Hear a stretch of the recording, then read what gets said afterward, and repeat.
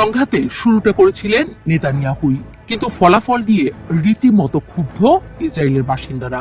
ইরানের সঙ্গে 12 দিনের সংঘাতে তাদের বিরাট বিরাট ভবন অট্টালিকা ভেঙে পড়েছে। সাজানো গোছানো অ্যাপার্টমেন্টগুলো ইরানের এক একটা ব্যালিস্টিক ক্ষেপণাস্ত্রের হামলায় পরিণত হয়েছে ধ্বংসস্তূপে। হিব্রু দৈনিক ইসরায়েল হায়ুমের মতে ইরানের সঙ্গে 12 দিনের সংঘাতে বাত ইয়াম এলাকার কমপক্ষে 17টি বড় ভবন মাটিতে মিশে যায়। একই ঘটনার পুনরাবৃত্তি দেখা গেছে রেহফুত এলাকায়। ওই এলাকার 13টি ভবন পুরোপুরি যেন মাটির সঙ্গে মিশে গেছে। রামানদানের 8টি ভবন ধ্বংস হয়েছে। ক্ষতিগ্রস্ত এসব ভবন ও অবকাঠামোর দ্রুত পুনর্নির্মাণের বিষয়ে খুব একটা আশা রাখতে পারছে না সাধারণ মানুষ। অনেকটা হতাশ স্থানীয় কর্তৃপক্ষ। বাত ইয়ামের মেয়র জফিকা ব্রুটের মতে ইসরায়েল হায়ুমকে জানান, ইরানি ক্ষেপণাস্ত্র ইসরায়েলের বিভিন্ন শহরে ব্যাপক ধ্বংসযজ্ঞ ঘটিয়েছে।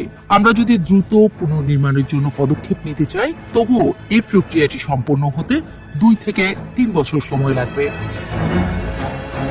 ইসরায়েলি সরকারি পরিসংখ্যান অনুযায়ী চলমান সংঘাতে ইরান ইসরায়েলের দিকে 550টির বেশি ব্যালিস্টিক ক্ষেপণাস্ত্র নিক্ষেপ করে। তবে এর মধ্যে জনবসতিপূর্ণ এলাকায় সরাসরি আঘাত হানে 31টির মতো। তেহরান থেকে ছোড়া প্রায় 1000টি ড্রোনের মধ্যে একমাত্র একটি ড্রোন বেইত শেয়ান শহরের একটি বাড়িতে সরাসরি আঘাত হানে। তবে বাকিগুলোর বেশিরভাগই ইসরায়েলি আকাশ প্রতিরক্ষা ব্যবস্থায় ধ্বংস হয়ে যায়। অনেক ক্ষেপণাস্ত্র ও ইন্টারসেপ্টরের ধ্বংসাবশেষও বিভিন্ন এলাকায় বিচ্ছিন্নভাবে ক্ষয়ক্ষতি সৃষ্টি করেছে।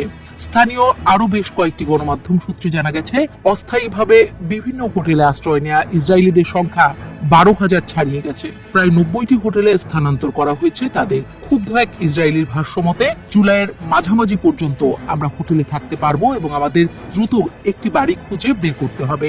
1 মাস আগে এগুলোর ভাড়া ছিল 4000 শেকেল এবং এখন তা বেড়ে 7500 শেকেলে পৌঁছেছে। ফলে রাস্তায় থাকতে না হয়, এটাই এখন সবচেয়ে বড় আতঙ্ক আমাদের। ফলে ক্ষেপণাস্ত্রের আঘাতে ভেঙে যাওয়া ঘরবাড়ির জন্য ক্ষতিপূরণ পেতে রীতিমতো হইচই শুরু করে দিয়েছে তারা। ইসরায়েলি ওয়েবসাইট বেহাদজেই হারেদিম জানাচ্ছে, শুধু তেল আবিব শহরেই ক্ষতিপূরণের আবেদন জমা পড়েছে 24,932টির বেশি।